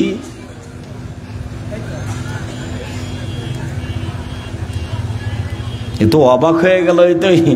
নিজের ঘরের ওই কি বলছে গো, ব্রয়লার মুরগি জ্বালিয়ে দিয়ে ইন্ডিয়া থেকে মুরগি নিয়ে আসতে হবে, মানে মাথায় গোবর আছে। নিজের মুরগি কি করতে হবে, জ্বালিয়ে দিতে হবে, তো ওখান থেকে ডিম আনতে হবে। এত উল্টা বুদ্ধি, এটাও একটা উল্টা বুদ্ধি। চেষ্টা করো না কেন? কই বাগমানের ছেলে মেয়ে নাকি জেনারেল লাইনে পড়ে ইঞ্জিনিয়ার হয়ে বড় ডাক্তার হয়ে জাতির উপকার করেছে। কোথায় উপকার করেছে? পুঠিয়া থানা না? তো পুঠিয়া থানার ছেলে মেয়েরা খুব ভালো পড়াশোনা করেছে, অনেক কিছু করেছে। আমি তো বলছি প্রায় 30 বছর থেকে, আমি তো 30 বছরের ওই সেই কত বালানগরে এসেছিলাম বহুদিন আগে, সেদিন আমি বলেছি তোর বাপের আকাশ। সব সময় বলছি, আমি তো ঘৃণা জানাই। সম্মানিত দিনী ভাই বোন, রাতে উঠে আল্লাহকে কিছু বলতে হবে। আল্লাহ আমার আর আপনার কথা শোনার জন্য প্রতীক্ষমান। আল্লাহ নেমে আসেন আমার কথা শোনার জন্য, আর আমি ঘুমিয়ে থাকি, তাহলে এটা কেমন হলো? বুঝাতে পারলাম না কথা মনে হয়। আল্লাহ নেমে আসেন আমার জন্য, আর আমি কি করি? ঘুমিয়ে থাকি। একটা কথা মধ্যে মনে রাখিয়েন, আমি ঘুমিয়ে থাকি এর অর্থ এই নয় যে সবাই ঘুমিয়ে থাকে। সবাই ঘুমিয়ে থাকে না। কেউ না কেউ আল্লাহকে বলে যে ঠিক আছে তাহলে আমাকে এটা করে দাও, ঠিক আছে তাহলে এটা আমাকে করে দাও, এভাবে বলে। আমর ইবনে আস রাদিয়াল্লাহু তাআলা আনহু বলেন, রাসূল সাল্লাল্লাহু আলাইহি সাল্লাম বলেছেন, মান কামা বিআসরি আয়া লাম ইগফাল মিনাল গাফিলিন। কেউ যদি রাতে উঠে 10টা আয়াত পড়ে, 10টা, তাহলে সে গাফেল নয়, এটা লিখে দেওয়া হবে। 2, মান কামা বিমিআ আয়া কুতিবা মিনাল কানিতিন। কেউ যদি 100 আয়াত পড়ে রাতে উঠে সলাতে, 100 আয়াত, তাহলে ও পরহেজগার মানুষের অন্তর্ভুক্ত লিখে দেওয়া হবে। ওমান কামা বিআলফি আয়া, কেউ যদি রাতে 1000 আয়াত পড়ে কুতিবা মিনাল মুকান্তিরিন, তাহলে পৃথিবীতে সর্বোচ্চ মর্যাদার অধিকারী যারা, তাদের সাথে এও বড় বড় মর্যাদার অধিকারী। ইব্রাহিম আলাইহিস সালাম এরকম যারা বড় বড় মর্যাদার অধিকারী, আপনি যদি রাতে 1000 আয়াত পড়েন, যদি এটা ভারী, তো 100 আয়াত তো পারবো, 10 আয়াত তো পারবো। আবু হুরায়রা রাদিয়াল্লাহু আনহু বলেন, আল্লাহ রাসূল বলেছেন, মান কামা ইস্তাইকাজা, যে ব্যক্তি রাতে উঠলো, স্ত্রীকে উঠালো, 2 রাকাত সালাত আদায় করলো, কুতিবা মিনাল যাকিরিনা যাকিরাত, যারা আল্লাহকে ডাকে ওদের একটা তালিকা আছে, এদের স্বামী স্ত্রীকে সে তালিকা লিখে দেওয়া হবে। উঠি না কেন, পারি না কেন? আজকে সোমবার, সিয়াম ছিলেন 32 বছর থেকে 30 বছর থেকে বলে আসছে, কেন সিয়াম ছিলেন না? আজ তো সোমবার, কেন থাকলেন না? এই ছেলে, সোমবারে সিয়াম থাকতে হবে কেন? কেন নবী থাকতেন বলো? সাপ্তাহিক মানুষের পাপ নেকি রিপোর্ট পেশ করা হয় কি কি বারে? সোমবার আর বৃহস্পতিবার। তা আমাদের নবী বলছেন যে আমি ভালোবাসি আমার রিপোর্টটা দেখার সময় আল্লাহ দেখুক যে সিয়াম অবস্থায়। নেও নেও আমার রিপোর্ট নেও, সিয়াম অবস্থায় নেও। তো মুহাম্মদ সাল্লাল্লাহু আলাইহি সাল্লাম চাইতেন তার রিপোর্টটা আল্লাহর কাছে পেশ করার সময় কি অবস্থায় দেখাতে চাইতেন? সিয়াম অবস্থায়। তা আপনি চান না কেন? মুরব্বী ভাইজান, আপনি সিয়াম ছিলেন আজকে? চুপ হয়ে যাচ্ছেন কেন? এই কি সুলি ফাঁসি নাকি? এই কি হাইকোর্ট জজ কোর্ট নাকি? আদাত হয় না কেন? অভ্যাস হয় না কেন?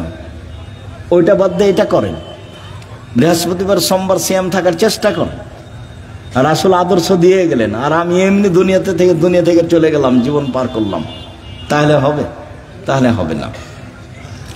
সম্মানিত দ্বীনি ভাই বোন, রাসূল সাল্লাল্লাহু আলাইহি সাল্লাম বলেন, কেউ যদি ঘুম থেকে উঠে বলে লা ইলাহা ইল্লাল্লাহু ওয়াহদাহু লা শারীকা লাহু লাহুল মুলকু ওয়া লাহুল হামদু ওয়া হুয়া আলা কুল্লি শাইইন কাদির ওয়া সুবহানাল্লাহি ওয়া আলহামদুলিল্লাহি ওয়া লা ইলাহা ইল্লাল্লাহু আল্লাহু আকবার লা হাওলা ওয়া লা কুওয়াতা ইল্লা বিল্লাহ, তাহলে এখন যা বলবে আল্লাহ সেটা মেনে নেবেন। যেটা বলবেন সেটাই শুনবেন, যেটা বলবেন সেটাই শুনবেন। ঘুম থেকে উঠে এই দোয়াটা পড়তে হবে, লা ইলাহা ইল্লাল্লাহু ওয়াহদাহু লা শারীকা লাহু লাহুল মুলকু ওয়া লাহুল হামদু ওয়া হুয়া আলা কুল্লি শাইইন কাদির ওয়া সুবহানাল্লাহি ওয়া আলহামদুলিল্লাহি ওয়া লা ইলাহা ইল্লাল্লাহু আকবার ওয়া লা হাওলা ওয়া লা কুওয়াতা ইল্লা বিল্লাহ। অবশ্য জাবের রাদিয়াল্লাহু তাআলা আনহু বলেন, আল্লাহর নবী বলেছেন, মামিন মুসলিমিন ইয়াবিতু আলা যিকরিল্লাহি তাহিরান, কেউ যদি ওযু করে ঘুমায়, দোয়া পড়ে ঘুমায়, ওযু করে ঘুমায়, দোয়া পড়ে ঘুমায়, এখন ঘুম থেকে উঠে আল্লাহর কাছে যা চাইবে সেটা দিয়ে দিবেন।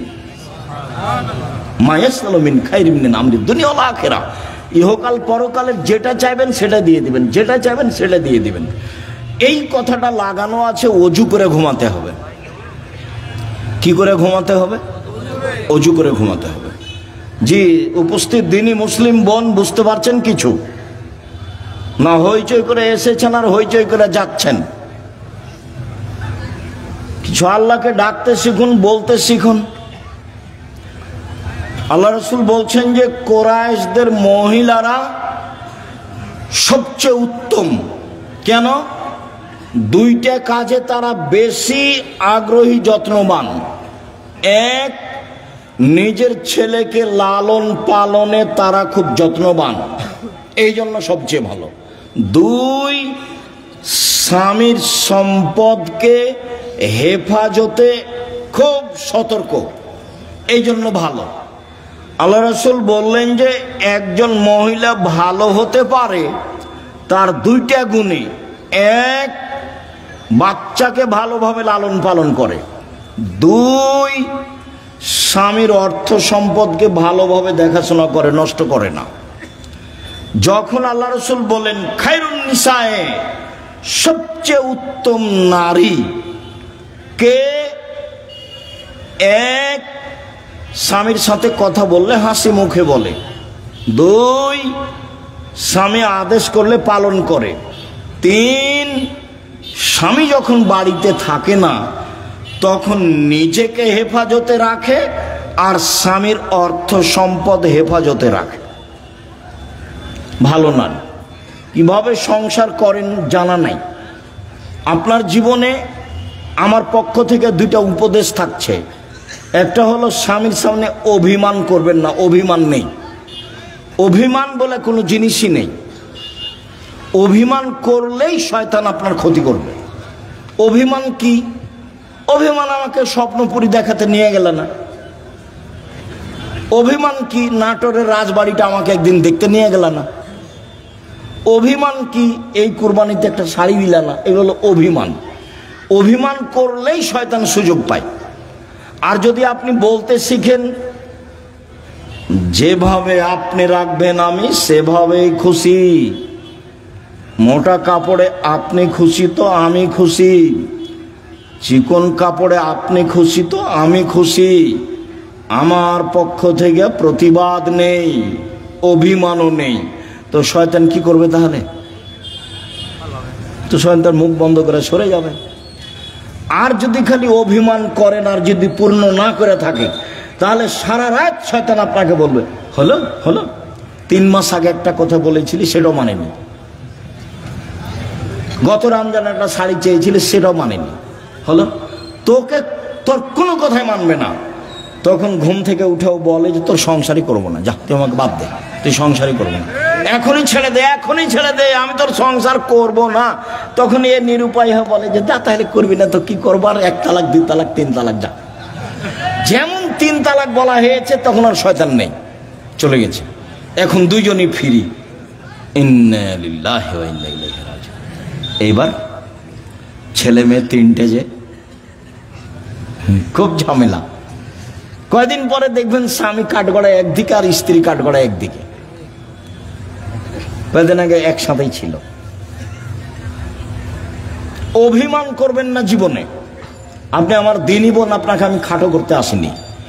অভিমান নেই আর প্রতিবাদ নেই। তুমি এই কথা বললে কেন? তোমার মা আমাকে কথা বললো কেন? তোমার বাপ আমাকে কথা বললো কেন? তুমি তোমার মায়ের কথা আমি শুনতে এসেছি? এরকম কোনো কথা চলবে না। ধৈর্যের পরিচয় দিতে হবে, সহ্য ধৈর্যের পরিচয় দিতে হবে, তাহলে সংসার সুন্দর হবে, শয়তান সুযোগ পাবে না।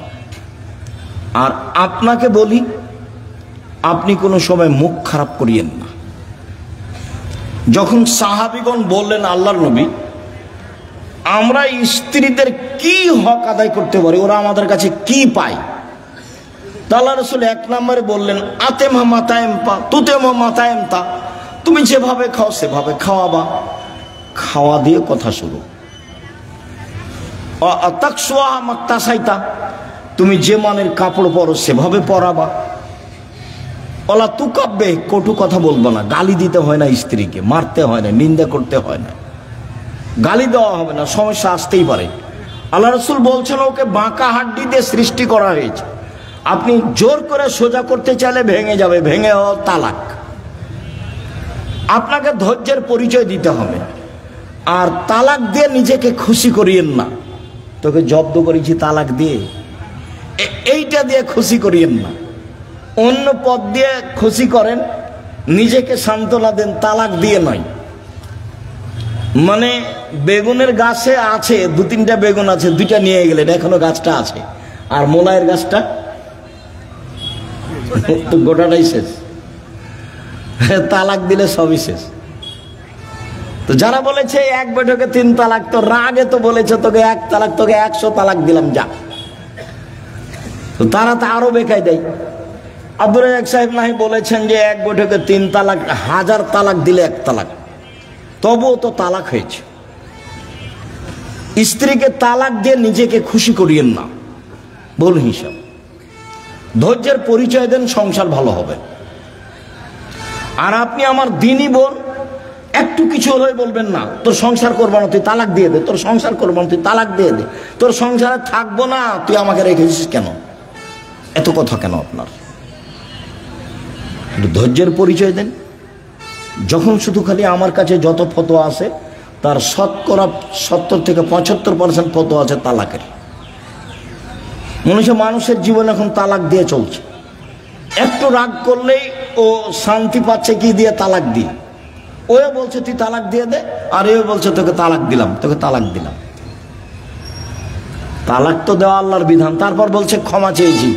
ওকে হুজুর নাকি বলেছে যে তালাক দিয়ে ক্ষমা চেয়েছে, তার মানে হুজুরকে ক্ষমা চাইতে হবে আল্লাহর কাছে। তালাক দিয়েছে সেটা তো আর পাপ নয়, সেখানে ক্ষমা চাইতে হবে কেন? বলে আমাদেরকে তওবা পড়িয়ে মিল করে দিয়েছে, বলে হুজুরকে তওবা করতে হবে এখন। হুজুরকে তওবা করতে হবে যে তালাকের তওবা পড়ে মিল করে দিয়েছি, তো তালাকের তওবা কেন? তালাক তো আল্লাহর বিধান। তালাক কার বিধান? আল্লাহর বিধান। তাল্লিকুহুন্না লিইদ্দাতিহিন্না, পৃথিবীর মানুষ তোমরা তোমাদের স্ত্রীকে তালাক দাও যখন সে ইদ্দাত থেকে পবিত্র হয়েছে, সংসার না চললে তালাক দাও, ওটা আল্লাহর নবীও বলছেন। তো সেখানে পাপ হলো কি করে যে তওবা পড়িয়ে তাদেরকে একসাথে করে দিল? তালাক তো একটা বিধান। মানুষের সংসার শেষ পর্যন্ত যদি নাই চলে তাহলে এই পথে ফিরে আসতে হবে। সম্মানিত দিনী ভাই বোন, বলছিলাম, এক, মানগত খাবার দিবেন। দুই, মানগত কাপড় দিবেন। তিন, গালি দিবেন না, নিন্দা করবেন না। চার, কটু কথা বলবেন না, মারবেন না। পাঁচ, নিজের বাড়ি ছাড়া কোথাও থাকতে দিবেন না। আপনার বাড়িতে থাকবে, আপনার স্ত্রীটা যে আপনার মাথায় থাকে যেন, হাট বাজারে তাকে যেতে হবে না। আর আপনি মহিলা মানুষ হাটে যান কেন, বাজারে যান কেন? আপনার স্বামী মরেছে, দেবর মরেছে, ভাসুর নেই, দেবর নেই, শ্বশুর নেই, বাপ নেই। যেদিনই কোনো শিক্ষক আমাকে বলে আব্দুর রাজ্জাক সাহেব দুদিন ছুটি নিতে হবে, কেন? আমার ছেলের আঁকিকা, তখন আমি বলছি আপনার বাপ আছে? বলে হ্যাঁ আছে। শ্বশুর আছে? হ্যাঁ আছে। তো কি ব্যাপার, বাপের সাথে কথা হয় না নাকি? বলে হ্যাঁ হয়। তো আঁকিকার জিম্মেদারি আপনার মাথায় কেন? আপনার বাপের সাথে সম্পর্ক কেমন? আপনি টাকা দিয়ে বলেন আব্বা এটা খাসি কিনে নিয়ে আসেন, দুটা খাসি কিনে নিয়ে এসেন, আঁকিকা দেন, আপনার বাপও খুশি হবে। হ্যাঁ বেশ, আমার আর ছেলে আমাকে বলেছে ছেলের কাজ করতে বাপকে খুব ভালো লাগবে, তে মাতাব্বরি করতে যাচ্ছে। বাপ মা তো আছে, শ্বশুর শাশুড়ি তো আছে, দেবর ভাসুর তো আছে, গোটা বংশ আছে, বোনের ছেলে আছে, ভাইয়ের ছেলে আছে, দেবর আছে, ভাসুর আছে, শ্বশুর আছে, বাপ আছে। তো আপনি কেন বাজারে গেলেন? কেন যাবেন? কেন যাবেন আপনি? আপনার পা বড় হলো কেন? কে বলেছে আপনি পরহেজগার? আপনার গায়ে তো ফ্যাশন বোরকা দেখা যায়। আপনি হাটে বাজারে ঘুরে বেড়ান, স্বামীর সাথে মুখামুখি কথা বলেন, এরর সাথে কথা বলেন, আপনি পরহেজগার? কে বললো আপনি পরহেজগার? মৌলিক হিসাব দেখবেন, তাকওয়া 1 মিনিট, এই ছেলে খেয়াল করে এদিকে, তাকওয়া পরহেজগারিতে দেখাচ্ছে। যা জিবরাইল ইলান নবী সাল্লাল্লাহু আলাইহি সাল্লাম, জিবরাইল নবীর কাছে আসলেন। নবীর কাছে এসে বলছেন হাজিহি খাদিজা, এই যে খাদিজা, এই যে খাদিজা আতাত, এই যে আসছে, এই যে খাদিজা আসছে, মাহা এনাউন, তার সাথে আছে একটা পাত্র, ফিহে এদামুন ওয়া তম, তাতে আছে তরকারি, তাতে আছে খাদ্য, তাতে আছে তরকারি, তাতে আছে খাদ্য। ও আপনার কাছে এটা নিয়ে আসছে। শোনেন, মুহাম্মদ সাল্লাল্লাহু আলাইহি সাল্লাম, জিবরাইল বলছেন। কে বলছেন বলেন তো? জিবরাইল বলছেন। কাকে বলছেন? আমাদের নবী মুহাম্মদ সাল্লাল্লাহু আলাইহি সাল্লাম বলছেন, ফাকরা আলাইহা সালামা মিন রাব্বিহা ওয়া মিন্নি, ওকে বলে দেন খাদিজা আল্লাহ তোমাকে সালাম দিয়েছে। খাদিজা, জিবরাইল তোমাকে সালাম দিয়েছে।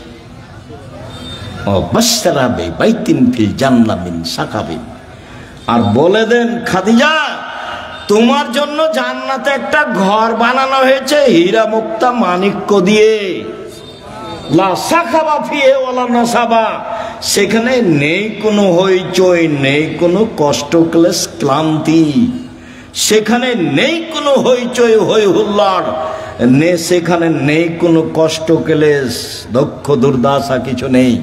বলে দেন 3টা কথা। 1, খাদিজা আল্লাহ তোমাকে সালাম দিয়েছে। 2, খাদিজা জিবরাইল তোমাকে সালাম দিয়েছে। 3, খাদিজা তোমার জন্য একটা জান্নাতে ঘর বানানো হয়েছে, জিবরাইল বললেন আমাকে। দেখলেন, খাদিজা একজন মহিলা মানুষ, কি করেছেন, কি করেন এমন? খাদিজা কি করেন এমন? আব্দুর রাজ্জাক সাহেব, সেই তো আমরা তো বুঝতে পারছি না কি করেন এমন। তাহলে দেখি আরো 2টা কথা বলি আপনার সাথে, দেখি কিছু ধরা পড়ে নাকি। ইব্রাহিম আলাইহিস সালাম তার স্ত্রী সারাকে নিয়ে এক এলাকা পার হচ্ছিলেন। ইব্রাহিম সালামের স্ত্রী পৃথিবীর ইতিহাসে সবচেয়ে সুন্দরী মহিলা সারা, এ কথা মুহাম্মদ সাল্লাল্লাহু আলাইহি ওয়াসাল্লাম বলেন। তো ইব্রাহিমকে বলা হলো যে আপনার স্ত্রীকে স্বৈরাচার সরকার ডেকে পাঠিয়েছে। তো ইব্রাহিম আলাইহিস সালাম চেষ্টা করলেন, কিন্তু রক্ষা হলো না। পৃথিবীর দ্বিতীয় মহামানব ইব্রাহিম আলাইহিস সালাম শেষ পর্যন্ত বললেন, যাও, স্বৈরাচারী সরকার তোমাকে ডেকে পাঠিয়েছে, যাও। তো ভিতরে ঢুকতেই ওই স্বৈরাচারী সরকার দাঁড়িয়েছে, হাত বাড়িয়েছে, গায়ে হাত লাগাবে সেই জন্য। তখন সারা বলছেন, এই থামো, আগে অজু হবে, 1 2 রাকাত সালাত হবে, তারপরে কোনো কথা। অজু করে 2 রাকাত সালাত আদায় করে বলছে, আল্লাহুম্মা, হে আল্লাহ, ইন কুনতু আমানতু বিকা ওয়া বিরাসূলিকা, আমি সারা যদি তোমাকে মেনে নিয়ে থাকি যে তুমি আল্লাহ, আমি সারা যদি তোমার নবী ইব্রাহিমকে নবী বলে মেনে নিয়ে থাকি, যে ইব্রাহিম নবী আমি মেনে নিলাম। 3, আমার জিন্দেগিতে যদি আমি আমার লজ্জা স্থানকে আমার স্বামী ছাড়া কাউকে ব্যবহার করতে না দিয়ে থাকি, এই কথা 3টা যদি আমার সত্য হয়ে থাকে, নির্জনে এই স্বৈরাচারী শাসক যেন আমার গায়ে হাত লাগাতে না পারে। কথা শেষই হয়নি, উল্টে পড়ে গেছে। ও দেখলেন না ঈমানের দাবি কেমন? পারবেন? হাটে বাজারে হ্যাঁ করে হাঁটছেন না, ঘুরে বেড়াচ্ছেন, কি দিয়ে হবে? বাড়িতে যাবেন, টিভি চলছে, স্বামী তো কেমন আপনি ভালো জানেন। আপনার স্বামীকে আমি খাটো করে কষ্ট আপনাকে দিতে চাই না, তবে আপনার স্বামী কাপুরুষ আমার কাছে ধরা পড়ে, এটা ঠিক।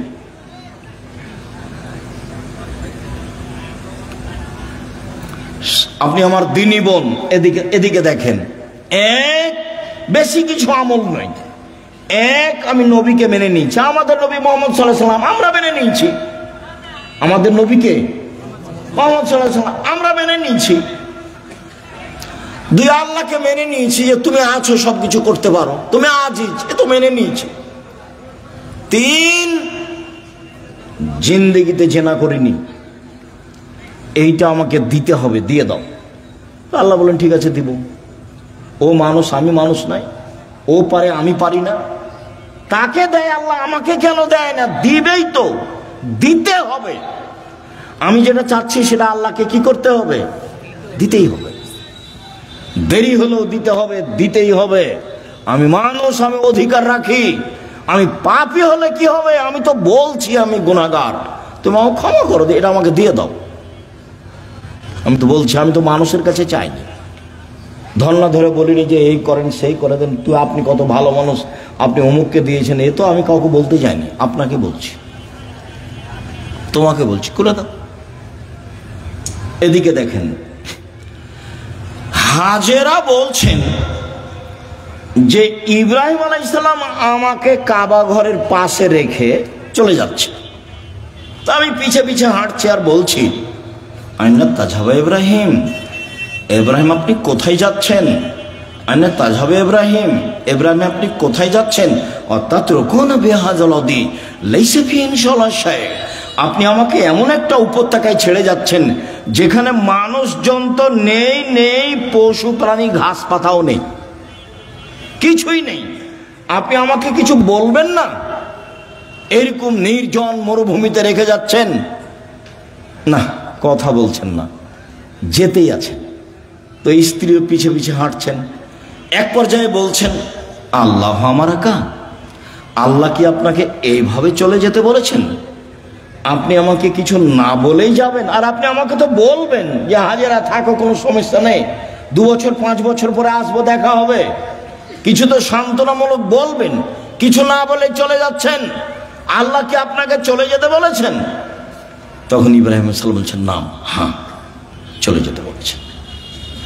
তখন তিনি বলছেন, ফালাই সাইয়্যিদুল্লাহ তাআলা, ঠিক আছে, আল্লাহ আমাকে ধ্বংস করবেন না। ধ্বংস করবেন না মানে উনি কি খেয়ে থাকবেন? আরে কয়েকশো কিলোমিটারের মধ্যে কোনো মানুষ নেই, দোকানপাট নেই, গাছপালা নেই, ঘাস পাতা নেই, কোনো কিছু নেই। তার আল্লাহর উপরে কত ভরসা। বলছে ঠিক আছে, তাহলে আল্লাহ আমাকে ধ্বংস করবেন না। তো ঘুরে এসে বাচ্চা দেখছেন, কি যে অবস্থা ছেলের। ব্যাগে যা পানি ছিল তা তো শেষ হয়েছে। কি যে হয়। সাফা পাহাড়ে উঠলেন, কোথাও পানির পথ নেই। দৌড়িয়ে নেমে মারোয়াতে গেলেন, কোনো পথ নেই। আবার বাচ্চা দেখতে আসলেন, একবার, দুইবার, তিনবার, চারবার, পাঁচবার, ছয়বার, সাতবার। এবার বাচ্চার দিকে আসছেন, ভাবছেন বাচ্চা মনে হয় মারাই যাবে। বুখারীর হাদিসে এভাবে এসেছে। হঠাৎ বলছে, কি চান? কে? আমার পানির প্রয়োজন। ঠিক আছে, পানির প্রয়োজন বলতেই জিবরাইল বাচ্চার পাশে, জিবরাইল নিজের পা দিয়ে আঘাত করলেন। বাচ্চার পায়ে আঘাত হয়েছে কথা মিথ্যে। বাচ্চার পায়ে জমজম চালু হয়েছে কথা মিথ্যে। জিবরাইল নিজে পায়ের আঘাত করতে পানি একবারে জোরে ফুটে বের হতে লাগলো। তখন হাজেরা পানিগুলি থামাতে লাগলেন। জম জম মানে থামো। উনি বাঁধ দিয়ে পানিগুলো থামাচ্ছেন। আল্লাহ রাসূল বলছেন, যদি হাজেরা পানি না থামাতেন তাহলে জমজমের পানি সারা পৃথিবীতে ছড়িয়ে পড়ত। এভাবে রাসূল সাল্লাল্লাহু আলাইহি ওয়াসাল্লাম বলছেন। আপনি মহিলা মানুষ নিরাশা হন কেন? আব্দুর রাজ্জাক সাহেব শুনেন, অনেক কথা ছিল আপনার সাথে, তো আপনার সাথে তো কথা বলতে পারি না। তো একটা কথা, সব সময় আপনার কথার মাঝে একটা কথা ফুটে উঠে যে মহিলারা জান্নাতে যাবেই। 1 5 ওয়াক্ত সালাত, 2 রমজান মাসের সিয়াম রোজা, 3 স্বামীকে মেনে চলা, 4 জেনায় লিপ্ত না হওয়া। তো আমাদের তো এরকম ঘটে গেছে, এখন কি উপায়? চিন্তা করবেন না, চিন্তার কিছু নেই। বুখারী মুসলিমের হাদিস থেকে আপনাকে পরামর্শ দিয়ে আলোচনা শেষ করবো ইনশাআল্লাহ। 1, আপনি আজ থেকে বন্ধ করেন, কোনো ছেলে যদি আপনার সাথে কথা বলতে চায় তাহলে আপনি বলবেন ইন্নী আখাফুল্লাহ, আমি আল্লাহকে ভয় করি। তোমরাকে বলছি, মোবাইলে কোনোদিন আর মেয়ের সাথে কথা বলবো না, বলবো যে আল্লাহকে ভয় করি। খালি যদি আল্লাহকে ভয় করি এই কথা বলো, তো পরকাল তো টিকবেই। পৃথিবীর কোন বিপদ তোমার সামনে এসে তোমাকে ধ্বংস করতে পারবে না। 1, 2, জেনা বন্ধ, আজ থেকে বন্ধ। তুমি যদি এই সিদ্ধান্ত নিতে পারো জেনা বন্ধ, যে কোনো বিপদ থেকে বেঁচে যাওয়া। প্রমাণ দিতে পারবা? ওই যে বুখারী মুসলিম, ওই যে ঘটনা, 3 জন রাস্তায় হাঁটছিল, বৃষ্টি আসলো, গর্তে ঢুকে গেল, উপর থেকে পাথর এসে মুখটা আটকা পড়ে গেল। একজন বলল যে বাপ মাকে ভালোবাসি, পাথর সরিয়ে দেন। তা আল্লাহ বললেন দিলাম। একজন বলল যে একটা লোককে কাজে নিয়েছিলাম, অর্ধেক দিন কাজ করে চলে গেল, টাকা দিতে চাইলাম, নিল না। আমি ওর টাকা বাড়াতে তো অনেক গরু ছাগল করে দিলাম। একদিন এসে বলছে আমাকে টাকা দেন। আমি বললাম গরু ছাগল নিয়ে যাও। আমাকে বলছে মজাক করবেন না। না, মজাক করিনি, তুমি সবই নিয়ে যাও। সবই নিয়ে গেছে। তে কাজটা যদি ভালো করে থাকি পাথর সরিয়ে দাও, দিলাম। তার একজন বলছে আমার চাচাতো বোনের সাথে আমি জেনা করতে চেয়েছিলাম, তো আমাকে 200টা স্বর্ণ মুদ্রার কথা বলেছিল। আমার চাচাতো বোন ভেবেছিল আমি গরিব মানুষ, টাকা সংগ্রহ করতে পারবো না স্বর্ণ মুদ্রা। আমি হাড় ভাঙা পরিশ্রম করে লম্বা সময় 200 দিরহাম দেনার জমা করে তাকে দিলাম। আমি জেনায় বসেছি, জেনা করব। তখন আমাকে বলছে দেখ আল্লাহকে ভয় কর, আমাকে অসতী প্রমাণ করিস না। দেখ তুই আল্লাহকে ভয় কর, আমাকে জেনাকারিনী মহিলা হিসাবে গণ্য করিস না, আমাকে অসতী প্রমাণ করিস না। তা আমি অন্যায় করিনি, উঠে গেছি। তো দাও তাহলে পাথর সরিয়ে দাও। তা আল্লাহ বলছেন দিলাম। এ দেখেন, বুঝা গেল না কথা? আর এদিকে আল্লাহ বলছেন অনাহান নাফসা আনিল হাওয়া ফাইনাল জান্নাতা হিয়াল মাওয়া। কেউ যদি নিজেকে অশ্লীল কাজ থেকে ঠেকাতে পারে, আমি আল্লাহ তাকে জান্নাতুল মাওয়া দিলাম। আপনি রাতের লম্বা আলোচনা আছে, বক্তব্য রেকর্ডিংয়ে আছে, সেখান থেকে নেবেন। আপনাকে নেওয়ার জন্য আন্তরিকভাবে অনুরোধ জানিয়ে কয়েকটি জরুরি কথা, চলাচল বন্ধ করে কথা শুনবেন। আর আমি কোনো সময় আসলে আমার একটা অনুরোধ রক্ষা করবেন, কাজ মাথায় করে নিয়ে আসছেন না। আপনি যখন রাস্তায় হাঁটেন, গল্প করেন, তখন আপনার কাজটাকে আমি ঘৃণা করি, আমাকে ভালো লাগে না। আর আমি আমার কথার উপরে খুব বিশ্বাসী যে আমি কোরআন হাদিসের কথা বলি। আমার জীবনে আমি কোনোদিন রূপক অপ্রয়োজনীয় কথা বলিনি। তো আপনার হেঁটে বেড়াটা, আপনার গল্প করাটা, আপনার চায়ের স্টলে বসে থাকাটা, এটা আমি ঘৃণা করি। কাজে এই সময় আপনি আমাকে কাজ দেখাবেন না। কি করবেন? গিয়ে দোকানে বসে থাকবেন, নাহলে বউয়ের সাথে গিয়ে ঝগড়া লাগাবেন। কি কাজ আছে? আমি তো আপনার এলাকায় থাকি, যে আপনার কাজ আমি খুব ভালোভাবে বুঝি। আর জমি জায়গার চাষ যদি বলেন, তা আমার আব্বা কৃষক মানুষ ছিলেন, আমিও কৃষকতাকে ভালো বুঝি। জমি চাষ করা, কিভাবে ধান উৎপাদন হবে, কিভাবে আমার আব্বাকে আমি দেখেছি। কাজে আপনার কাজকর্ম আমি ভালো জানি। উপার্জনের পথ 4টা। এই ছেলে, উপার্জনের পথ কয়টা? 4টা। 1 দিন মজুরি, সন্ধ্যায় টাকা শেষ হবে। 2 চাকরি, 25 দিনে সাধারণত টাকা শেষ হবে। কয়দিনে? 25 দিনে। বাকি 5 দিন ধার কর্য করে চলবে। 3 জমি চাষ, মাস শেষে, বছর শেষে লাভ লস সমান বা লস বেশি। এবার আলুতে খুব লস থাকলো। 4 ব্যবসা। তখন আল্লাহ রাসূল বলছেন, সত্যবাদী বিশ্বস্ত ব্যবসায়ীরা নবীর সাথে থাকবে। তাহাজ্জুদ পড়ে থাকা যায় না। 2টা মেয়ের লালন পালন করলে নবীর সাথে থাকা যাবে। 2টা মেয়ের, 3টে মেয়ের লালন পালন করলে নবীর সাথে থাকা যাবে।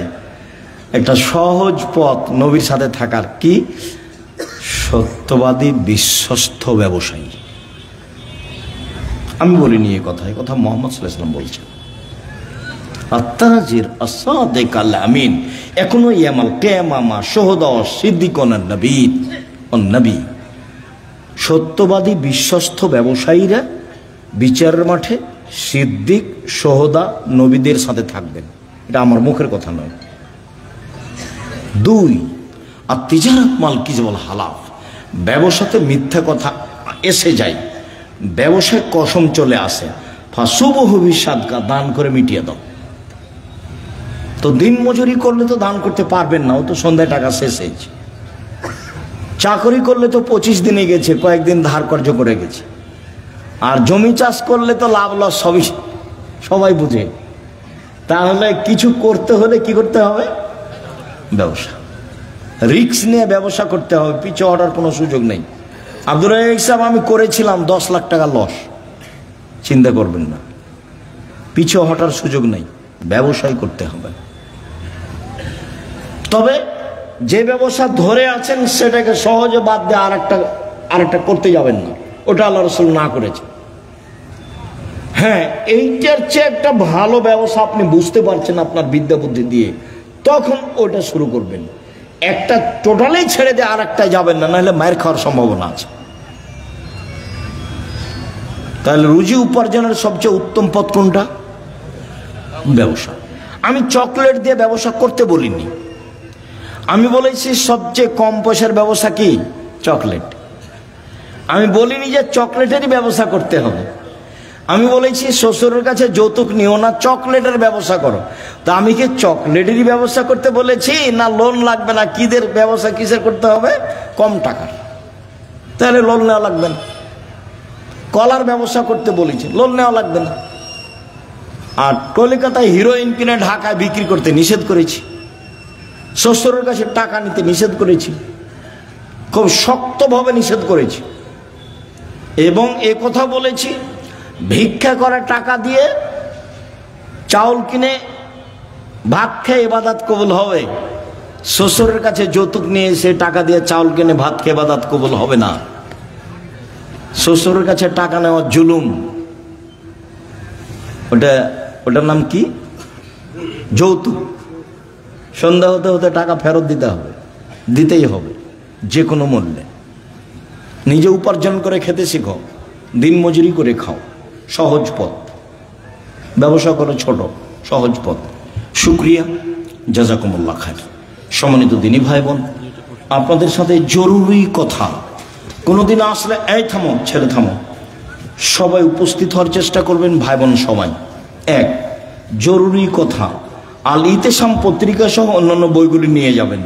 যে আলোচনা করছিলাম সে আলোচনা উপদেশ বইয়ে আছে আর আদর্শ নারীতে আছে। জরুরি কথা, সামনে মাসে 6-7 সম্মেলন, সবাই আসবেন, দেশ বিদেশের আলেম ওলামা আছে। 6-7 নভেম্বর সম্মেলন। আর জামিয়া সালাফে ভর্তির তারিখ হলো 1 জানুয়ারি। ডিসেম্বরে ফরম, 1 জানুয়ারি ভর্তি। সকলের কল্যাণ কামনা করে সকলকে পত্রিকা বই পুস্তক নেওয়ার জন্য আন্তরিকভাবে অনুরোধ জানিয়ে, বই পুস্তক পত্রিকা আছে কোথায়?